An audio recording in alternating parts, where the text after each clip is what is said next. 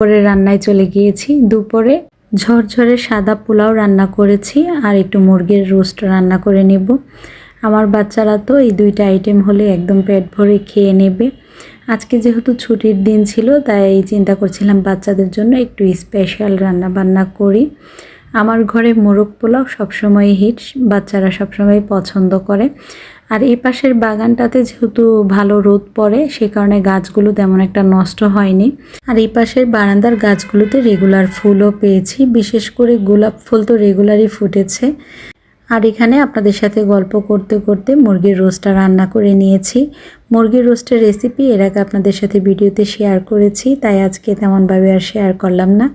আজকে আপনাদেরকে গরুর দুধ দিয়ে সুন্দর স্পেশাল একটা চা তৈরি করে দেখাচ্ছি। এইভাবে গরুর দুধ দিয়ে আপনারা চা তৈরি করে বাসায় খাবেন, আশা করছি যে বাসার সবাই অনেক বেশি পছন্দ করবে। প্রথমে আমি চায়ের লিগারটা আলাদাভাবে জাল দিয়ে নিয়েছি আর গরুর দুধ আলাদাভাবে চুলায় গরম করে নিয়েছি।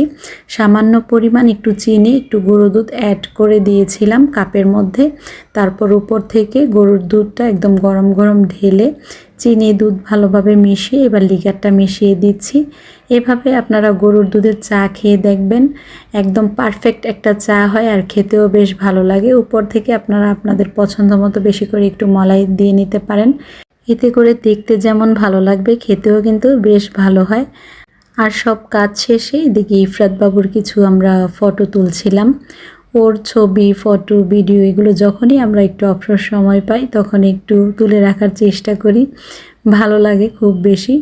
আর ইফরাত বাবুর সাথে তো আমাদের খুব সুন্দর সময়ও কাটে। তারপর ইফরাত বাবুকে নিয়ে গিয়েছিলাম একটু বাবার বাড়ি। বাবার বাড়িতে কিছু সময় বসে চা বিস্কিট খেয়ে তারপর আবার বাসায় চলে আসি। আর এই ভিডিওটা ইফরাত বাবুর দুপুরের দিকে করা ছিল আর কি, হিজাব পরে তারপর বেড়াতে গিয়েছিল।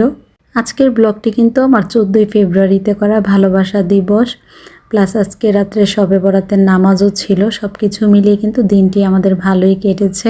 আজকের দিনে সব থেকে ভালো লাগা কাজ করেছে। আজকে দিনে সবাই আমার বাসায় একটু একটু করে এসেছে, আমার প্রিয় মানুষগুলো। তো এই তো রাতের দিকে একটু নুডলস, চা, বিস্কিট এগুলো নাস্তা দিচ্ছিলাম সবাইকে।